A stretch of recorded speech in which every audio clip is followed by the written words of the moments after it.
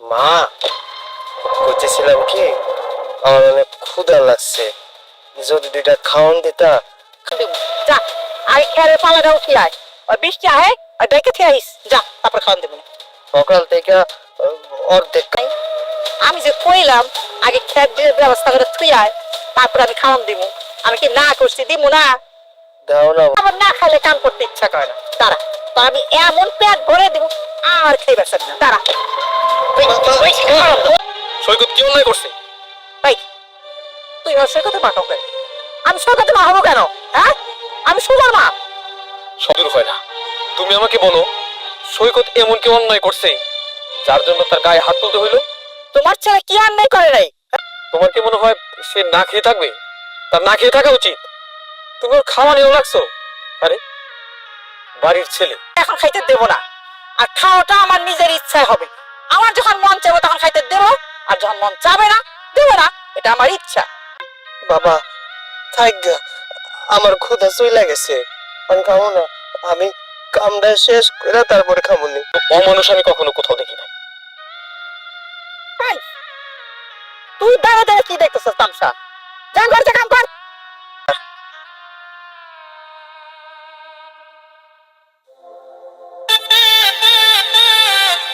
সৈকতের সাথে তুই এত খারাপ ব্যবহার করিস না। সৈকত কিন্তু তোর বড় ভাই। বাবা তুমি ভুলে যেও না, ও আমার ভাই হলে থাকবে তোর সাথে আমি এই ধরনের ব্যবহারই করবো, বুঝলা? শুভ, তুই যেমন এই বাড়ির সন্তান, সৈকত এই বাড়ির। আমার চোখে দুইজনই সমান। তাই সৈকতকে তুই সম্মান করবি, সৈকতকে তুই ভালোবাসবি, এটাই তোর কাছে আমার চাওয়া। তুমি কি মানবা? এটাই তাহলে তোর শেষ কথা, তাই না? শোন, তুই যে এরকম অবাধ্য হয়েছিস, আমার কখনো কখনো ইচ্ছে করে কি জানিস? বা দেখেন, মা যতক্ষণ না পর্যন্ত অনুমতি দিচ্ছে আমি তো আপনার বড় ছেলেকে খাবার দিতে পারবো না। আর মা আমাকে বলে দিচ্ছে আপনার বড় ছেলেকে আমি সৈকতের বিরুদ্ধে আছো। এতদিন জানতাম তোমরা দুজন স্বামী স্ত্রী মিলেই শুধু সৈকতের পেছনে লেগেছো। এখন কেন করতেছো বলো তো? তুমি তো চাইলে পারো তোমার ওই ছেলেকে বাড়ি থেকে বের করে দিতে, তাই না? ওকে যদি বাড়ি থেকে বের করে দাও তাহলে তো সব সমস্যার সমাধান। আমার মনে হয় কি শুভ যেটা বলছে ওইটাই ঠিক। আপনি আপনার বড় ছেলেকে এই বাসা থেকে বের করে দেন, তাহলে আপনার বড় ছেলেও ভালো থাকবে আর আমরা সবাই ভালো থাকতে পারবো। না, তোরা তোরা তো কাজকর্ম করিস না, গায়ে ফু দিয়ে বেড়াস, কিন্তু সংসারের জন্য মমতা আছে একমাত্র সৈকতের। তাই আমি তোদের বলছি, সৈকত। ব্যবহারটা দেখছো? তোমার বাবা যদি আমার সাথে এরকম ব্যবহার করে না, আমি কিন্তু এই বাড়ি থেকে চলে যাব। আরে বাবা তুমি কেন যাবা? বাড়ি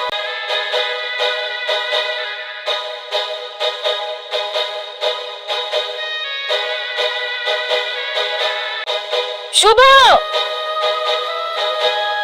কি ব্যাপার? কতক্ষণ থেকে ডাকছি তোমাকে? কি চিল্লাচিল্লি করতেছো কেন?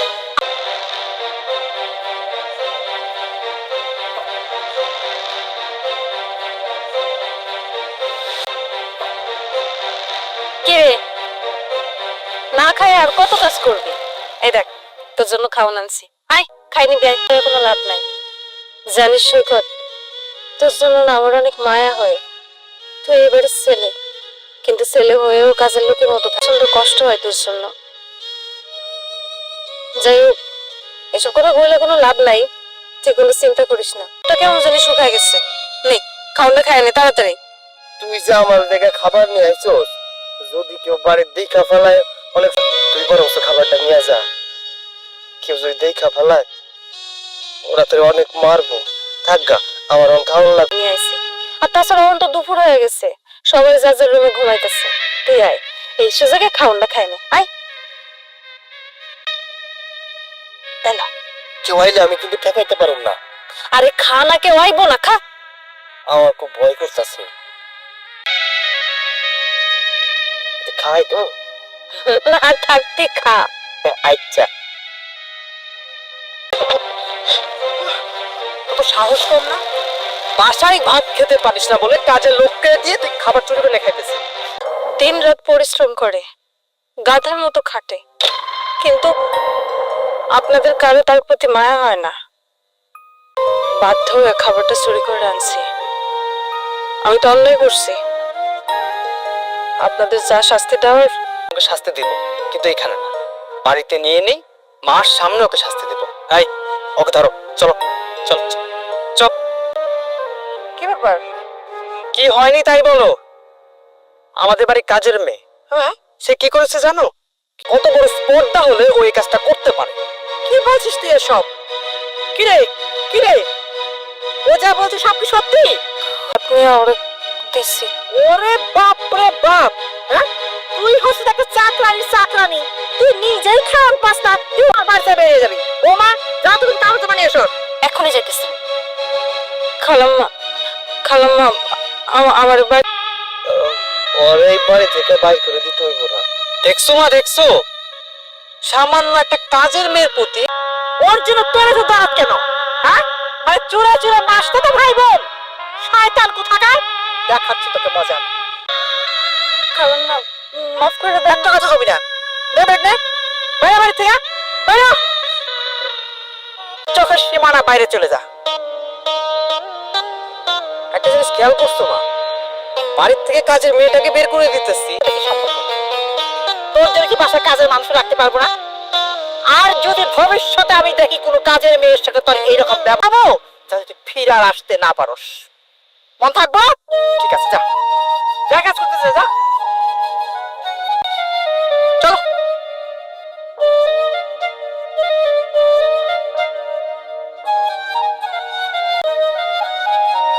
কি রে, তুই ব্যাগ নিয়ে কোথায় যাইতেছস আর কাঁদতেছিস কেন?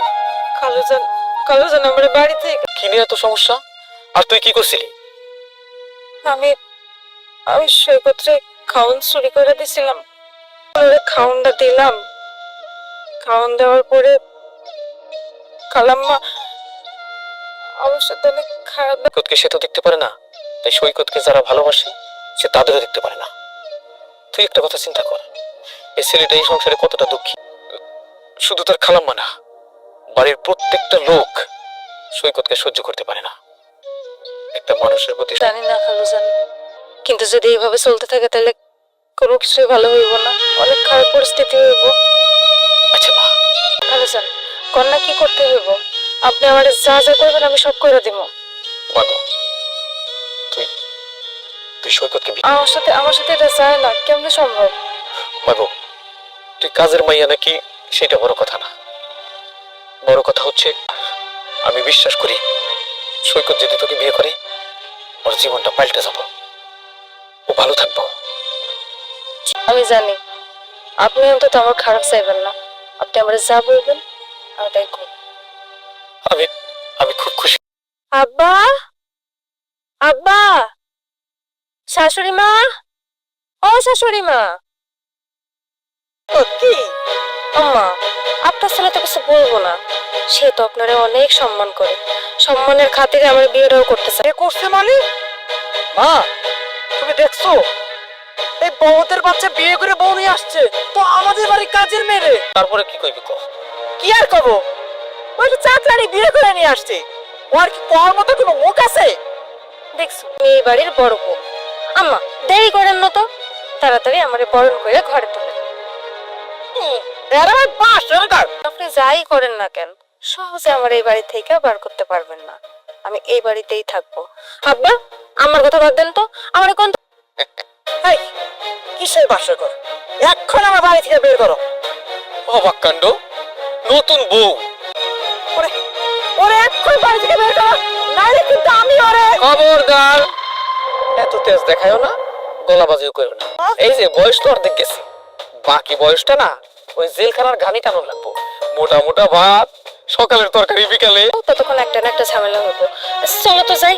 ও আম্মা শুনেন, আমি যেহেতু এই বাড়ির বউ, আমার অধিকার কিন্তু। ওটা ছেলের বউ, এখন কিন্তু চাকরানি। এখন তো বেশি বোঝো না, তাইলে এই বাকি জীবনটা জেলখানায় কাটানো লাগবে। হ্যাঁ আমি সব বুঝতে পারছি, কিন্তু তোমরা আমাকে চিনতে পারোনি। আমি ছুঁই হইয়া ঢুক। আচ্ছা ঠিক আছে, আরতে বসো, আমি আসতেছি। ওকে। কি ব্যাপার? দেখো, আমি বলতে চাইছি সৈকত এবারের ছেলে, আর আমরা ওর মা বাবা। মা বাবার উচিত সন্তান। ভাবলি যে একটা চাকরানিকে আমি আমার ছেলের বউ হিসাবে মেনে নিব? কোনোদিন না। দেখো, সৈকত আমাদের ছেলে হলেও ফালতু কথা বলো কেন? হ্যাঁ, আমি তার সঙ্গে খারাপ ব্যবহার করি, বাইরের মানুষ কি জানে, সে আমার ছেলে। আর মানুষে যখন কিছু সমাধান হয় না। বড় ছেলের কথা বাদ দিলাম, ছোট ছেলেকে তো বিয়ে করেছো। কোন বাড়িতে বিয়ে করেছো? জমিদারের মেয়ে না, ছোট ছেলের শ্বশুর বাড়িও কিন্তু গরিব। তাতে তো তোমার কোনো সমস্যা। আর তোমার বড় ছেলে কি বিয়ে করেছে? একটা চাকরানিকে। তাকে আমি পুত্রবধূ হিসাবে মেনে নিব। আর আমার ছোট তুমি নিজের হাতে বিয়ে করিয়েছো, এর জন্য কোনো দোষ নাই। আমি যদি বিয়ে করাতাম তুমি এখানেও আমার দোষ খুঁজে বেড়াতে। তুমি ঠিক বলেছো। আমি নিজে বিয়ে, তোমার রুচি তো খারাপ। তুমি নিজে চাকরানি পছন্দ করো, তোমার ছেলে চাকরানি বিয়ে করেছে। এখন আমার সাফ সাফ কথা, ওই বউকে যদি তুমি এই বাড়ি থেকে না বউ হয়ে থাকবে, আর ওদের পেছনে তুমি না থাকলেও আমি আছি।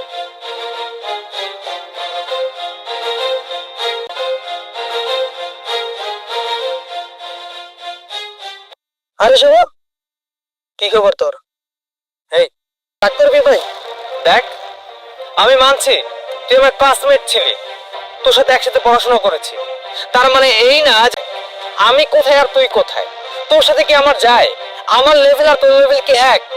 আর তার জন্যই বলতেছি, রাস্তাঘাটে দেখা হলে রেসপেক্ট দে। আমি তোকে কোনো অপমান করতেছি না। তুই যেটা করছিস আমি তোকে সেটাই বলতেছি, কারণ ভবিষ্যতে তোর সাথে যদি আমার কখনো দেখা হয় তাহলে ছোট কথা বলবো না। তোর মতো লোকের সাথে দেখা না হোক, এটাই আমি চাই। যা। আচ্ছা ভাই, ভালো থাকিস। আচ্ছা, মানুষটার সাথে এরকম খারাপ কথা বলবো সেটাকে আমি তোমার কাছ থেকে শিখবো? এত কথা না বলে চলো চলো।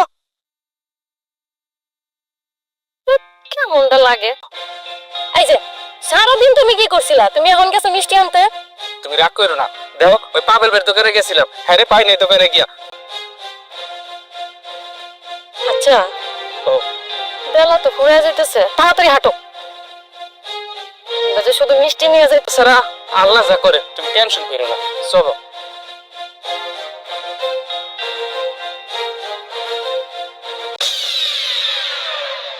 ভাড়া কত? 60 টাকা। কি বলেন 60 টাকা ভাড়া? এখান থেকে এখানে 60 টাকা ভাড়া এখানে আসছি। আমি 48 টাকা কেন জিজ্ঞেস করবো? হ্যাঁ, 30 টাকা ভাড়া 30 টাকাই নিবা, এর বেশি দিব না আমি। দেখেন আপনারা কিভাবে কথা বলবো? তোর মতো কি মূর্খ? মা, এসব ছোট লোকের সাথে কথা না বেরিয়ে 2 পয়সা দিয়ে দাও না। মূর্খ যত সব এক কলম লেখাপড়া করেনি। আর উপায় নাই, তয় শুনে যান। আমার ছেলে কিন্তু বিসিএস পরীক্ষা দিবে এই যে সামনে। শোন, রিস্কালার কথা শোন। ওর ছেলে নাকি বিসিএস ক্যাডার হবে, তখন ও পা তুলে বসে বসে খাবে। এই ফকিন্নির বাচ্চা, চালা আয়।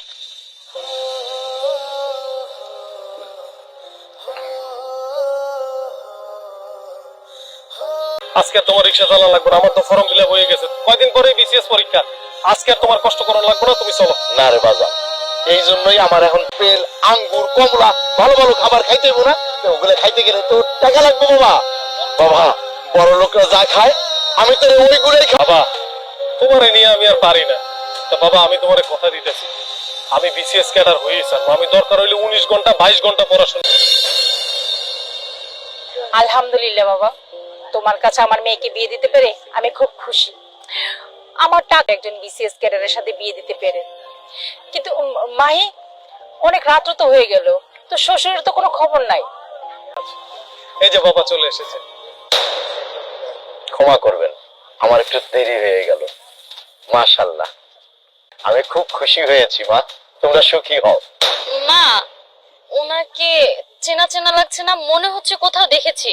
আমি একজন বিসিএস ক্যাডার, তোমার বাবা রিস্কলত। আরে তোমার বাবা তো থাকবে একজন শিল্পপতি কিংবা একজন রিস্কলার ছেলের সাথে।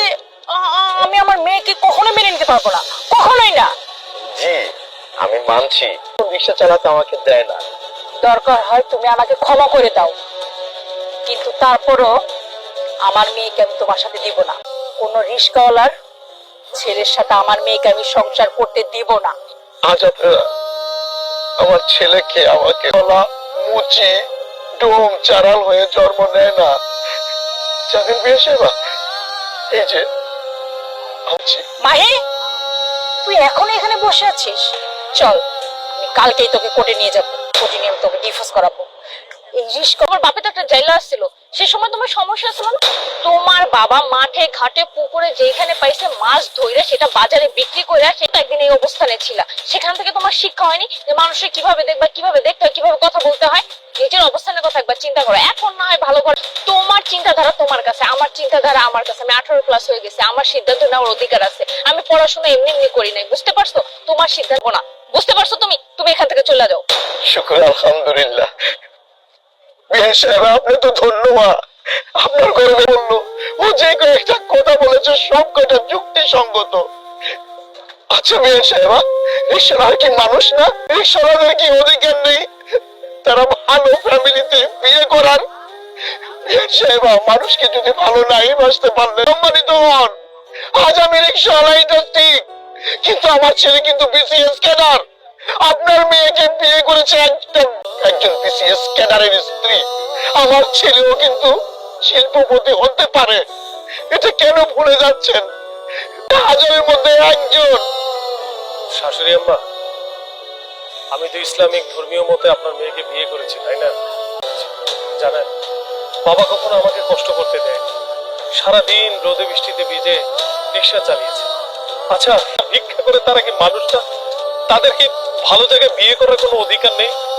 আমি মানছি, আমি গর্বিত যে আমার বাবা রিক্সাওয়ালা। বাবা, তোমাকে অনেক ধন্যবাদ আমার ভুলটা ধরিয়ে দেওয়ার জন্য। বিয়ে সাহেব, আপনি আমার কথায় মনে কষ্ট নেবেন না।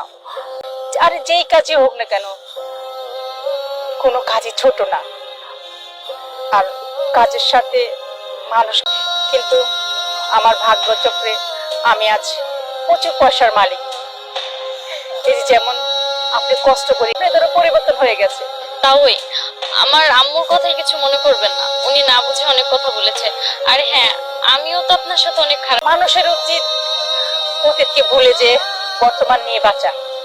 হ্যাঁ বিয়ে সাহেব, আপনার নষ্ট না করি, আজকে তো ওদের বাসর রাত, চলুন আমরা খাওয়া দাওয়া করি আর ওরা বাসর রাতে যাক।